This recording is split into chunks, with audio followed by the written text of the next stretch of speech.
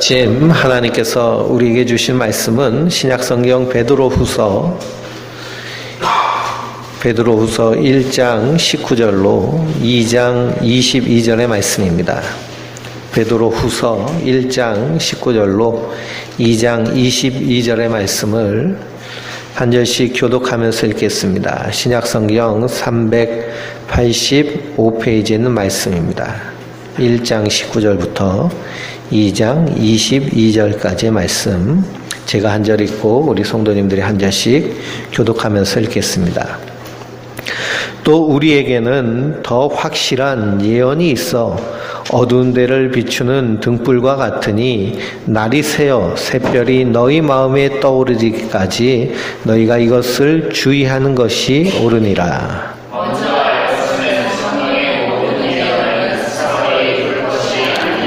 예언은 언제든지 사람의 뜻으로 낸 것이 아니요 오직 성령의 감동하심을 받은 사람들이 하나님께 받아 말한 것임이라.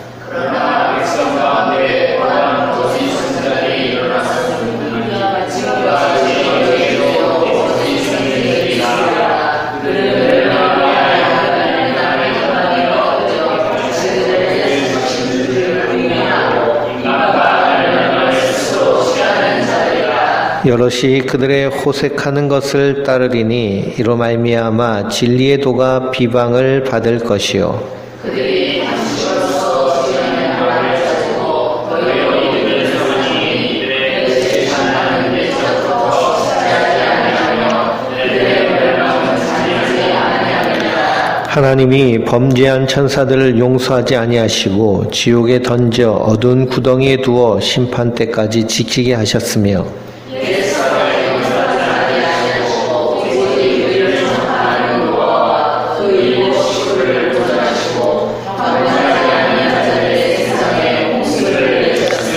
소돔과 고모라 성을 멸망하기로 정하며 죄가 되게 하사 후세에 경건하지 아니할 자들에게 본을 삼으셨으며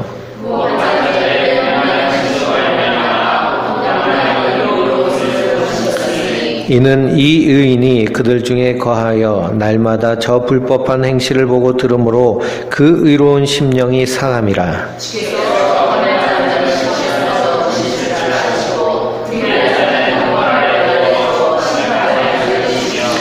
특별히 육체를 따라 더러운 정욕 가운데서 행하며 주관하는 이를 멸시하는 자들에게는 형벌할 줄을 아시느니라. 이들은 당돌하고 자긍하며 떨지 않고 영광이 있는 자들을 비방하거니와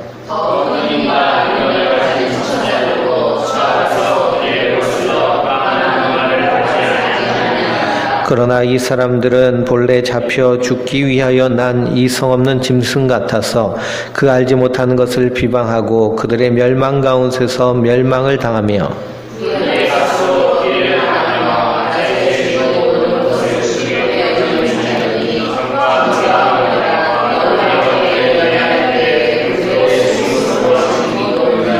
음심이 가득한 눈을 가지고 범죄하기를 그치지 아니하고 굳세지 못한 영혼들을 유혹하여 탐욕에 연단된 마음을 가진 자들이니 저주의 자식이라.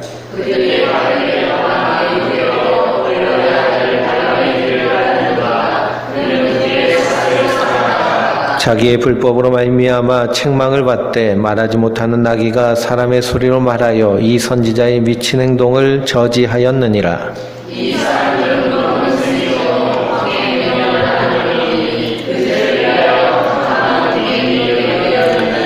그들이 허탄한 말을 토하여 그릇되게 행하는 사람들에게 겨우 피한 자들을 음란으로서 육체의 정욕 중에서 유혹하는도다.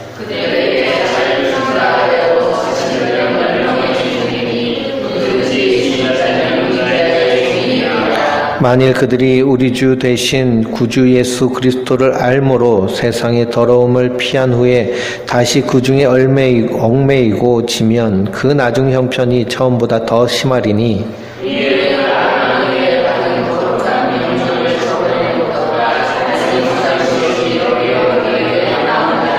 참된 속담에 이르기를 개가 그 토하였던 것을 돌아가고 돼지가 씻었다가 더러운 구덩이에 도로 누웠다 하는 말이 그들에게 응하였도다. 아멘. 할렐루야. 하나님께서 주시는 은혜와 평강이 우리 성도님들 위해 늘 충만하시기를 주님의 이름으로 축원드립니다.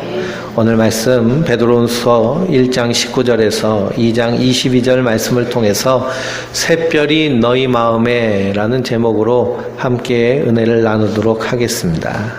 한 주간 동안 우리 성도님들은 잘 지내셨나요? 우리 함께 예배드리는 우리 박상근 성도님이 장염이 나가지고요. 오늘 예배 함께 참여하지 못하셨습니다. 이렇게 날이 이렇게 선선해지면 감기에 걸리기도 하고 그리고 장염에 걸리기도 하고요. 또 뉴스를 보니까 3년 전에 대한민국을 공포로 떨게 했던 메르스란 질병이 한국에 또 들어와서 그래서 아주 보건당국이 호들갑을 떨고 있는 그런 긴장하고 있는 그런 모습을 우리가 보게 됩니다. 요즘 날씨가 참 좋죠. 원주 참 좋은 곳 같습니다. 가을 바람이 살살 불어오니까요. 여름이 언제 그렇게 더웠냐는 그런 생각이 다 같이 가시고 싱그러움과 그렇게 싱싱함이 이렇게 우리 안에서 풍성해집니다. 그래서 밤에는 쌀쌀해가지고요. 이불을 덮어야 할 정도로. 그래서 제가 인천에서 살다가 이 강원도 원주로 이사 오니까 강원도가 참 좋은 곳이다. 그래서 사람들이 강원도 하는구나 라는 것을 느낍니다. 그래서 이 정도면 살만하다라고 우리가 그렇게 생각이 들기도 하는데요. 날마다 접하는 뉴스를 보면 그런 생각이 싹 가시죠. 저 이웃나라 일본에는 강력한 태풍이 불어와서요. 엄청난 피해를 입었습니다. 그래서 저 오사카 지역 일본의 두 번째로 큰 도시이고 한국 사람들이 가장 많은 사는 도시이고 한국 사람들이 제일 많이 여행 가는 곳 중에 한 곳이 오사카인데요. 그 오사카에 태풍이 불어서 공항이 완전히 침수되고 공항으로 가는 그 다리가 끊겨서 거기에 있는 사람들이 다 고립이 되고요. 한국 여행객 중에 많은 사람들이 거기에 고립됐다가 한국으로 돌아온 길이 얼마나 험난한지 이틀이 걸렸다고 합니다. 비행기 타고 가면 1시간 반이면 도착하는 곳을요. 이틀이 걸려서 돌아올 정도로 그런 큰 피해가 이 일본 땅에 태풍 때문에 임하였죠. 그리고 지진이 나서 저 북쪽에 있는 홋카이도는 큰 피해를 입었습니다. 제가 지난 여름에 그곳으로 여행을 갔다 왔는데요. 원래 계획은 9월 첫 주쯤에 우리가 한번 가면 어떤가라고 그렇게 생각했던 곳입니다. 만약 원래 계획대로 그렇게 떠났다면 이번 주에 우리 성도님들을 못 볼 수 있는 그런 상황에 처할 수도 있었겠죠. 그래서 이런 재난들, 재앙들 언제든지 당할 수 있는 재난입니다. 그 태풍이 조금만 방향을 틀으면 대한민국으로 쏟아져 오는 것은 당연한 일이죠. 그래서 이렇게 재앙과 재난이 끊이지 않고 있는 이 시대를 바라보면서 우리 성도님들은 어떤 생각이 드시나요? 성경은 지금 이때를 말세라라고 얘기합니다. 그리고 어떤 목사님들은 이때를 가리켜서 말세지말이다 라고 말합니다. 말세지말은 말세 중에 말세라는 것이죠. 끝 중에 끝이라는 겁니다. 정말 끝 중에 끝을 우리가 살고 있는가? 주님께서는 말씀하셨죠. 누가복음 21장을 보면 그들이 예수님께 묻습니다. 선생님이요. 그들은 제자들이겠죠. 그러면 어느 때에 이런 일이 있겠사오며 이런 일이 일어나려 할 때에 무슨 징조가 있사오리까? 라고 묻습니다. 이때를 가리켜서 즉 마지막 때를 말하는 것이죠. 성경은 알파와 오메가 처음과 마지막을 분명히 말씀하고 있습니다. 그래서 처음이 있으면 반드시 끝이 있다는 것이죠. 그 끝에는 하나님이 반드시 이 세상을 심판하실 것이다 라고 약속하고 계십니다. 그 그 일에 대해서 예수님께 묻습니다. 그때 주님께서 말씀하시죠. 미혹을 받지 않도록 주의하라. 많은 사람이 내 이름으로 와서 이르되 내가 그라하며 때가 가까이 왔다 하겠으나 그들을 따르지 말라라고 말씀하십니다. 난리와 소요의 소문을 들을 때에 두려워하지 말라. 이 일이 먼저 있어야 하되 끝이 곧 되지 아니하리라. 난리와 소요가 있다는 것이죠.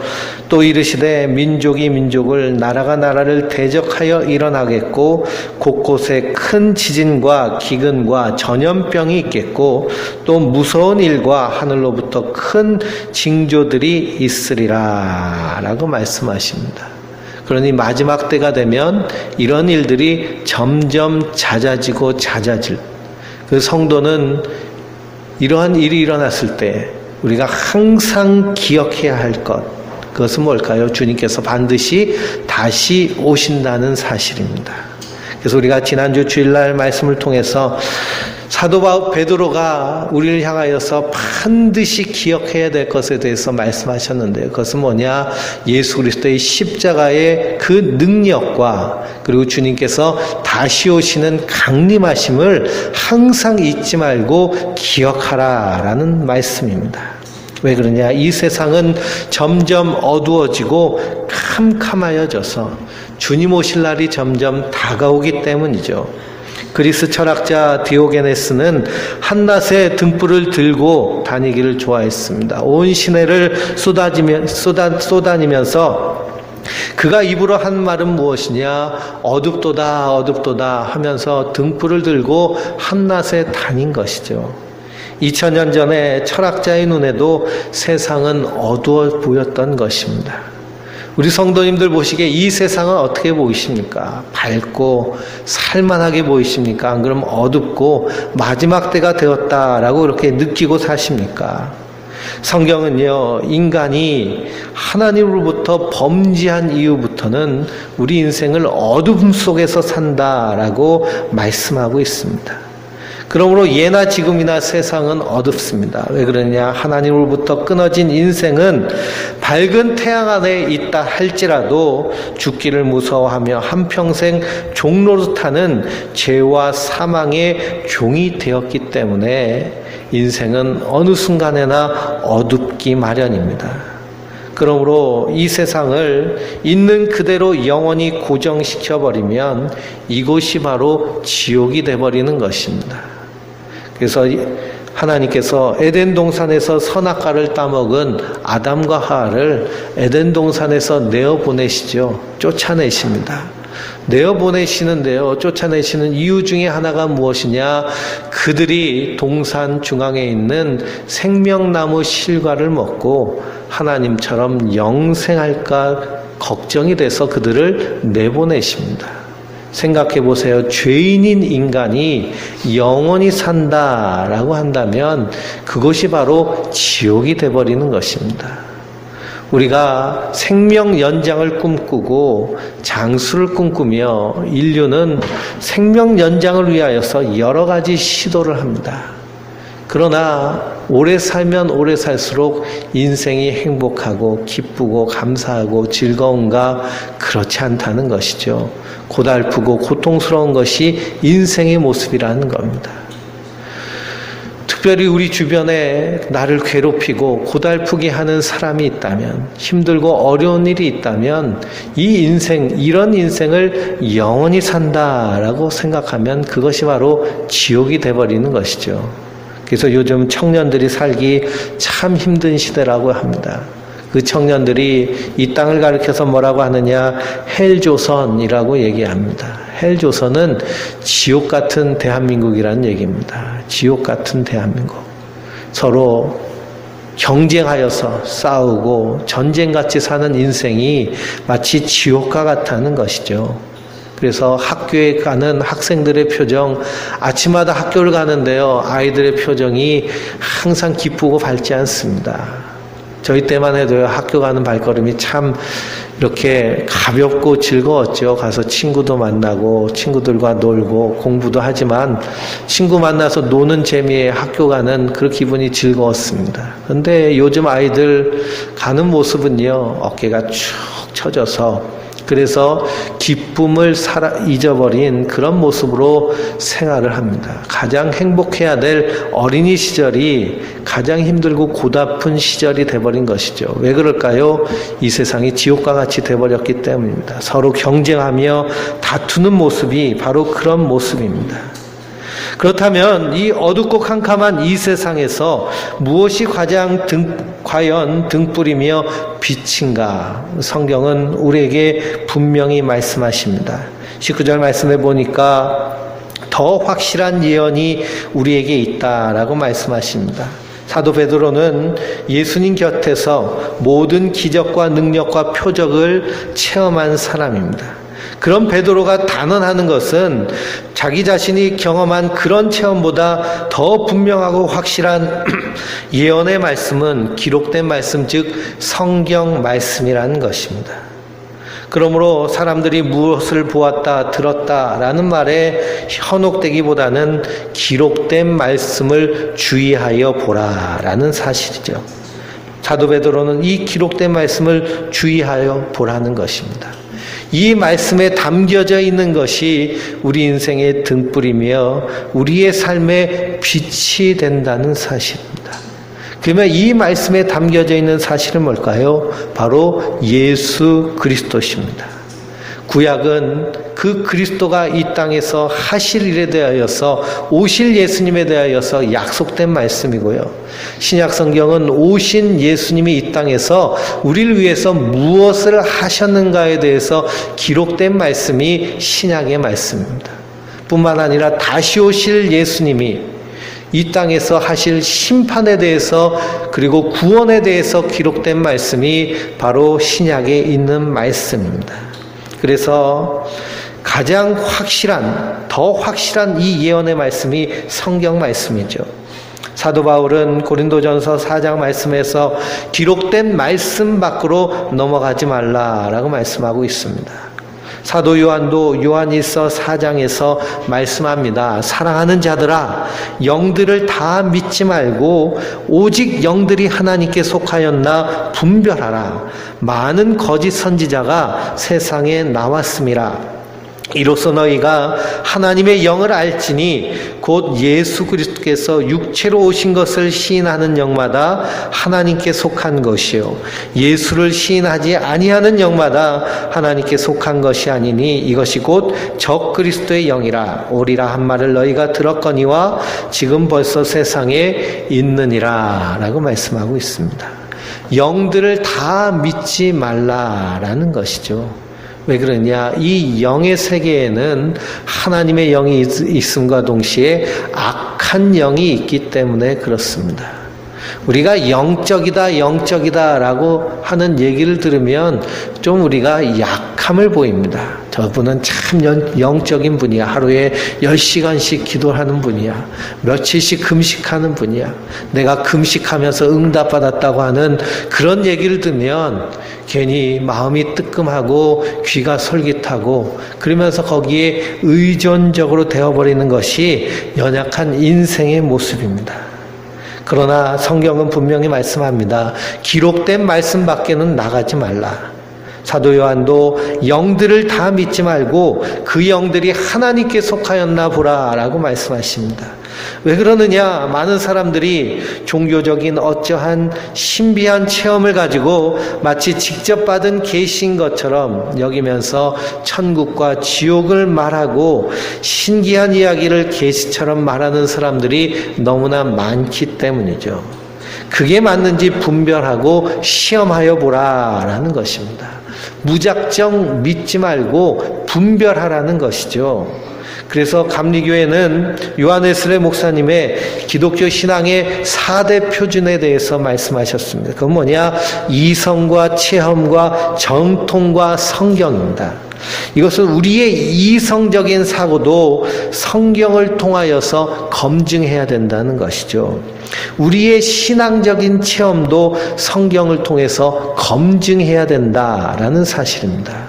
우리가 기도하다가 혹은 말씀을 듣다가 혹은 어떠한 신앙적인 삶을 살다가 영적인 체험을 했을 때 이 체험이 정말 하나님이 주신 것인가?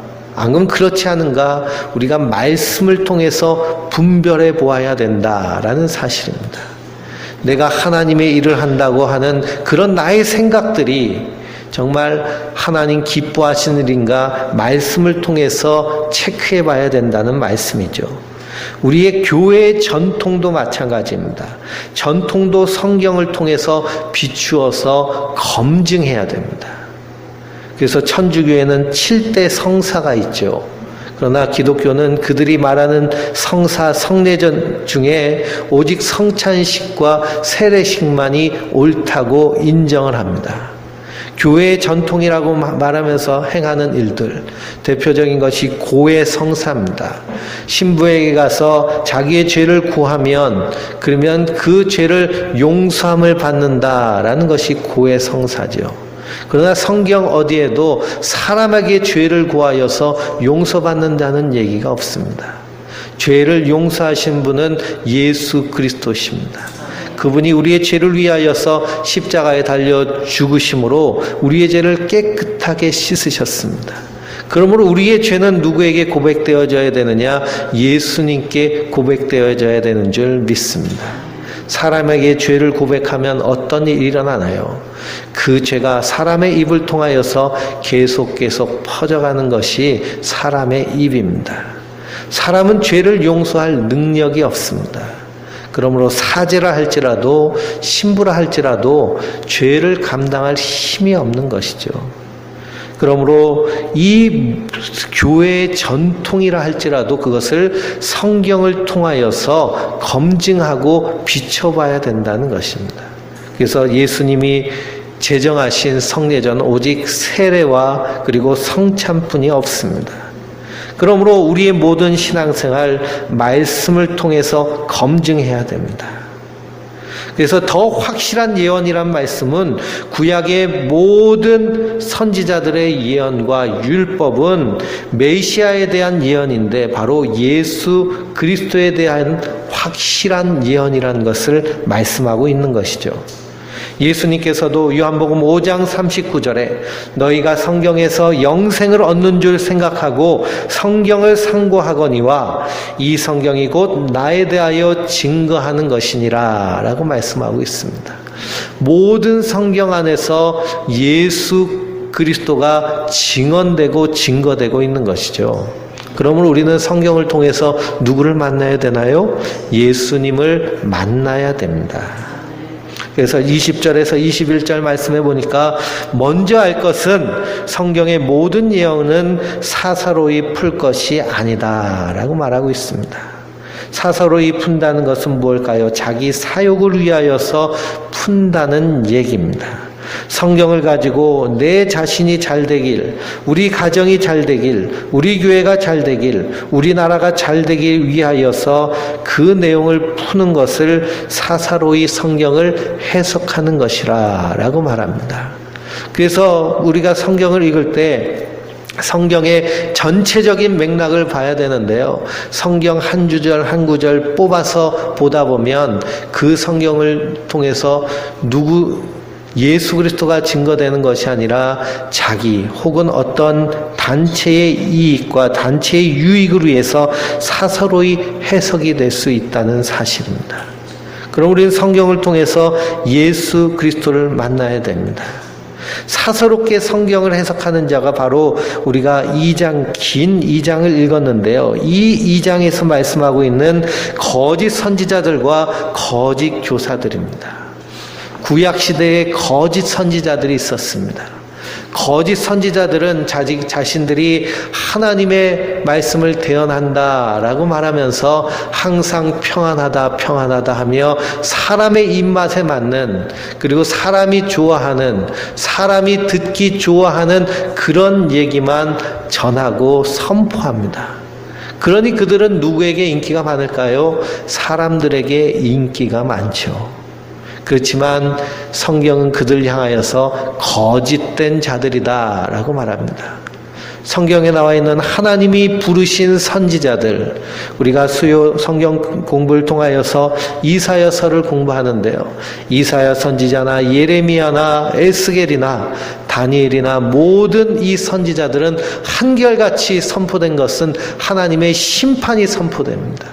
죄악된 인간은 반드시 하나님 앞에 심판받는다는 것이죠. 오직 그 심판에서 구원받는 자가 누구냐?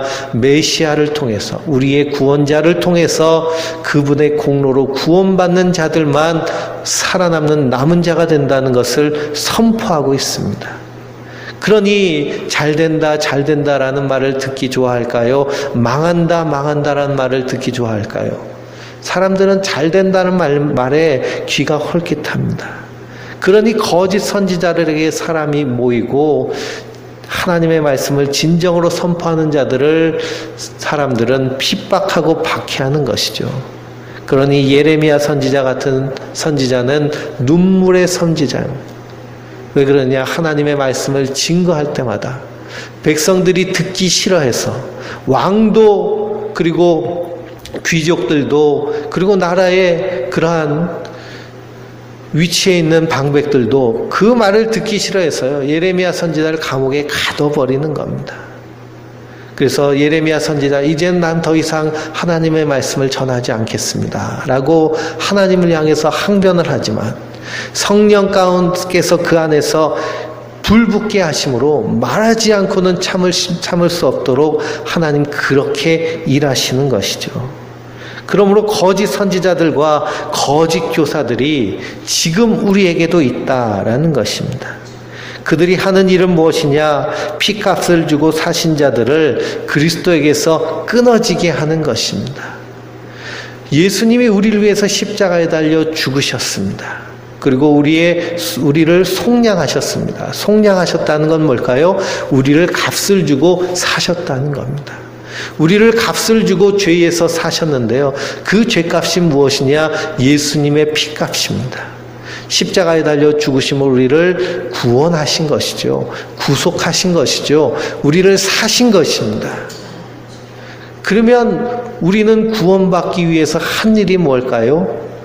우리가 구원받기 위해서 할 일이 없습니다. 주님께서 다 행하셨습니다. 우리는 은혜로 말미암아 구원받은 자들입니다. 우리는 하나님의 은혜를 받은 자들입니다. 은혜는 갚을 수 없는 것이죠. 갚을 수 있는 것은 빚입니다.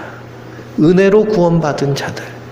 그런데 이 은혜로 구원받은 자들을 향하여서 거짓 선생들은 무엇이라 말하느냐? 자꾸만 무엇을 하라는 겁니다. 이것도 하고 저것도 하고 이것도 하라는 것이죠. 그러면서 그들이 원하는 것은 무엇이냐? 탐욕을 부추기고 탐심을 부추깁니다. 그들은 호색한 자라고 합니다. 색다른 것을 자꾸 얘기하죠. 호색하다는 것은 이 성적인 것만을 얘기하는 것이 아니고요. 우리의 모든 삶 가운데 이 색다르다라는 말이 호색한 것입니다. 뭔가 색다른 것을 자꾸만 찾는. 복음 외에는, 예수 그리스도 외에는 우리를 구원하신 분이 없는데 자꾸만 다른 것을 말하는 것들. 이것이 거짓 교사들이 하는 일입니다. 그래서 그들은 탐심으로 주머니를 털어가는 사람들. 그들이 바로 거짓 선지자들인데요. 그들을 향해서 하나님은 분명히 말씀하십니다. 그들을 반드시 심판하실 것이다. 그러므로 성도는 깨어서 말씀 위에 굳게 서야 되는 줄 믿습니다. 사도 바울은 선줄로 생각하는 자는 넘어질까 조심하라 라고 말씀하십니다.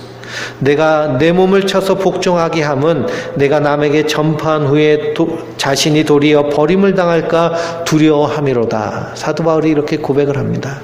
열심히 복음을 증거했는데 그 복음을 증거한 합당한 삶을 살지 않으면 자기 자신은 주님 앞에서 떨어져 나갈까 항상 두렵고 떨림으로 믿음 생활한 사람이 사도 바울이란 말씀입니다. 그럼 우리가 성경에서 무엇을 보아야 되느냐? 바로 예수 그리스도를 보아야 되는 줄 믿습니다. 그분이 우리의 죄를 위하여서 십자가에 달려 죽으심으로 우리를 사망에서 생명으로 옮기셨습니다. 그래서 마지막 때 하나님께서 반드시 심판하실 텐데, 그 심판하실 때 예수 그리스도 안에 있는 자들은 그 심판 가운데 있지 아니하고 생명 가운데로 옮겨져서 영원한 하나님 나라의 백성이 되는 줄 믿습니다. 이것이 하나님 우리에게 주신 약속입니다. 그리스도께서 우리에게 하신 일입니다. 고린도후서 1장 20절 말씀에 하나님의 약속은 얼마든지 그리스도 안에서 예가 되니 그런즉 그로 말미암아 우리가 아멘하여 하나님께 영광을 돌리게 되느니라 라고 말씀하고 계십니다. 하나님의 모든 약속이 우리에게 예스가 되는데요. 누구 안에서냐? 예수 그리스도 안에서 예가 되는 줄 믿습니다. 우리가 이 사실을 아멘으로 받아들일 때 하나님께 영광이 되는 것입니다. 성경을 보면 성경의 모든 약속은 예수 그리스도께서 이루어내셨고 또 이루실 것이라는 것을 분명히 말씀하고 있습니다. 이것이 바로 어두운 데 등불을 비추는 것 같고 새벽별이 우리 마음에 떠오르는 것과 같은 일입니다. 그래서 성경이 우리에게 등불이 되는 줄 믿습니다. 우리의 인생께서 항상 무엇이 비춰져야 될까요? 말씀의 등불이 비춰져야 됩니다. 시편을 읽어보면 여호와의 말씀은 내 발의 길이요 내 길의 등불이다 라고 고백을 합니다. 말씀이 비춰지는 대로 가는 것이 성도의 삶입니다. 왜 그러냐? 이 세상은 어둡고 우리는 이 세상 가는 길을 알지 못하기 때문이죠. 알지 못하고 가다가 결국에는 강도 만난 자처럼 마귀에게, 세상에게, 정욕에게 완전히 찢겨지는 것이 우리 인생의 모습입니다. 그러나 말씀의 인도함을 따라갈 때, 그 말씀을 따라감으로 말미암아 우리 가운데 샛별 되신 그리스도가 우리 안에서 환하게 비춰짐으로 우리 안에 구원의 기쁨이 충만하게 되는 줄 믿습니다. 성경을 읽어보면 이 등불이 하나님의 말씀인과 동시에 하나님의 말씀을 증거하는 자들을 등불로 표현합니다. 새벽별이신 예수 그리스도를 발견하도록 일하는 등불을 가리켜서 요한복음 5장을 보면 요한은 켜서 비추는 등불이다 라고 말씀하고 있습니다. 성경이 우리의 신앙생활의 등불이 되는 것처럼 우리도 이 세상에서 복음을 증거할 때 어두워지는 세상 가운데 무엇이 되는 자들일까요? 등불이 되는 자들인 줄 믿습니다. 그 등불이 비춰져서 그 등불을 통하여서 예수 그리스도가 세상의 빛으로 밝히, 우리 심령의 빛으로 밝히 드러낼 때까지 비춰져야 되는 줄 믿습니다. 성경을 보면 예수님을 한 별로 표현되어 있습니다. 한 별이 야곱에서 나온다라고 이스라엘을 축복하는 발람 선지자의 말 가운데서 나옵니다. 아기 예수님이 이 땅에 오실 때 동방 박사들을 인도한 것은 뭘까요? 한 별을 보고 그 별을 따라왔을 때 베들레헴 마구간에서 태어난 예수님을 만나게 됩니다. 요한계시록 22장 16절에는 나 예수는 교회를 위하여 내 사자를 보내어 이것을 너희에게 증거하게 하노라. 나는 다윗의 뿌리요 자손이니 곧 광명한 새벽별이라 하시더라 라고 말씀하십니다. 광명한 새벽별 되신 그리스도가 항상 우리 마음 가운데 떠올라 계셔야 되는 줄 믿습니다. 그래서 우리 인생 가운데 예수라면 어떡하실까? 주님이라면 어떡하실까? 주님께 영광이 되는 일이 무엇일까? 주님이 기뻐하시는 일이 무엇일까? 우리가 생각하며 그렇게 사는 것이 생명의 삶, 신앙의 삶인 줄 믿습니다. 그런 인생길을 갈 때 하나님께서 인도하여 주시는 겁니다. 이스라엘 백성들이 광야길을 걸어갈 때 구름 기둥과 불 기둥의 인도함을 받았습니다. 인도함을 받아야 갈 수 있는 것이 광야의 길입니다. 동방 박사들이 하늘의 그 별을 보고 그 별의 인도함을 받았기 때문에 예수 그리스도를 만나게 되는 줄 믿습니다. 성도도 말씀의 등불을 따라, 그 등불을 따라 우리 인생길을 한 걸음 한 걸음 걸어 나아갈 때 새벽별 되신 주님을 만남으로 그 안에서 우리 안에 영원한 생명을 누리며 그 안에서 영원한 평안을 누리며 하나님 주시는 세상이 알지 못하는 참 평안 가운데 이 땅을 믿음으로 승리하게 하실 줄 믿습니다. 그 풍성한 은혜 가운데 설 수 있도록 항상 말씀을 등불 삼아서 새벽별 되신 그리스도가 우리 마음에 떠오르기까지 주의 말씀을 항상 묵상하며 가까이 하며 그 말씀의 인도함을 받는 믿음의 사람들 되시길 주님의 이름으로 축원드립니다. 기도하시겠습니다.